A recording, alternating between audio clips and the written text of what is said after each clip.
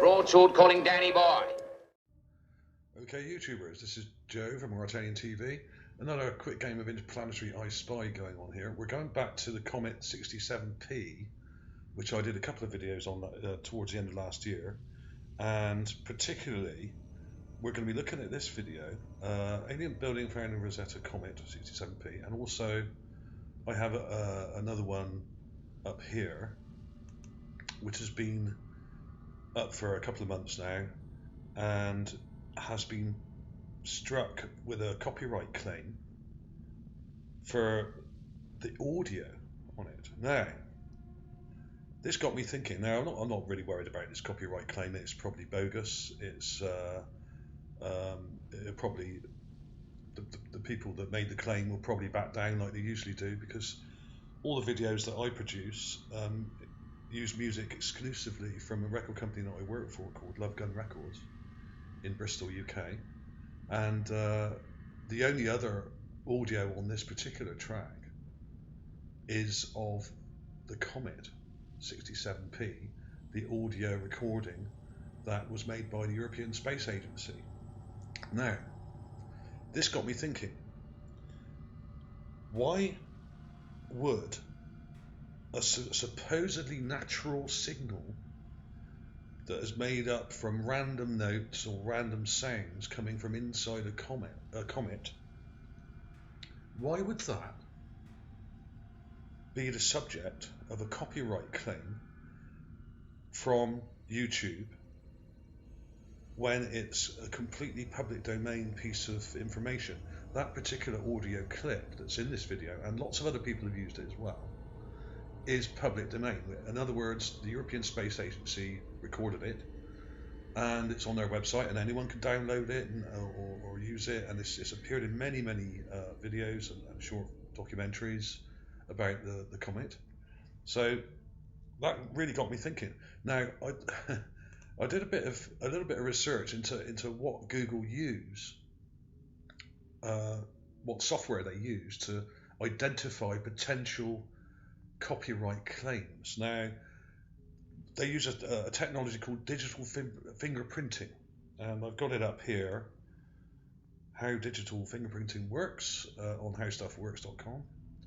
And I won't go through the whole thing because this is quite complex, but basically how it works is that a sound recording by an artist, for instance, that has a record deal, their records are sent to a database, and they're scanned. And what this fingerprinting technology does, it will take a few 2-second parts of the song and record them, and then put them together as a digital fingerprint. Now, in that process, what they do in each segment, they will pick out a certain frequency. It'll either be the tempo, which is the beats per minute, BPM, or they will pick out a voice frequency, or perhaps a guitar frequency, or it could be any number of frequencies in that recording. Now, this is very specific, and it's not 100% accurate. I mean, sometimes copyright claims go wrong, and things can be mistaken, but it's about 99% accurate. And often what happens is if you're into hip hop, or if you're a DJ and you sample a piece of music and you use a certain section of music, it can come up for copyright claim because you've taken it directly from someone else's record.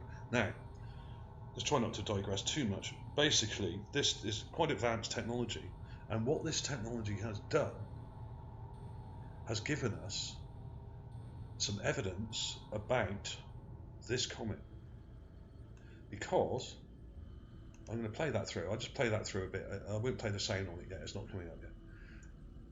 What they have done, their smart technology, fingerprinting, audio technology, has inadvertently proven something which I was very suspicious of, that the actual signal that comes from this so-called comet is not a random signal at all.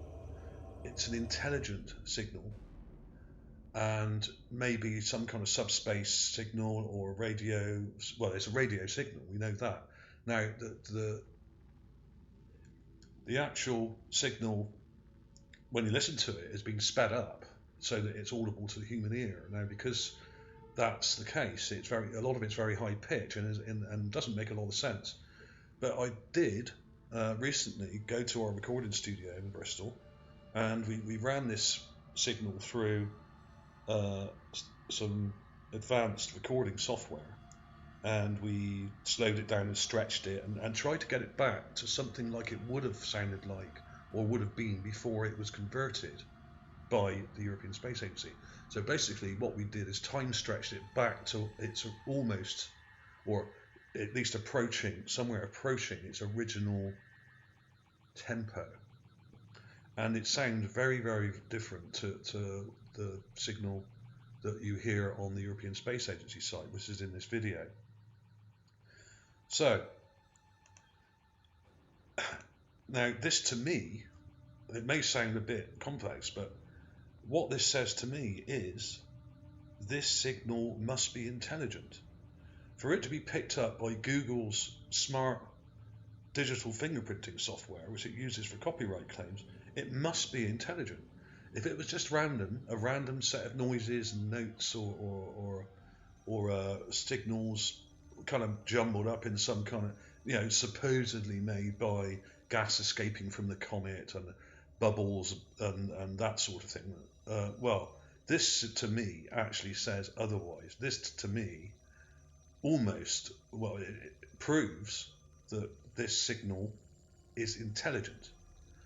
If it wasn't intelligent, this signal, it would not have a signature that would be picked up by digital audio fingerprinting software. That's the premise of this video. That's what I'm trying to get across.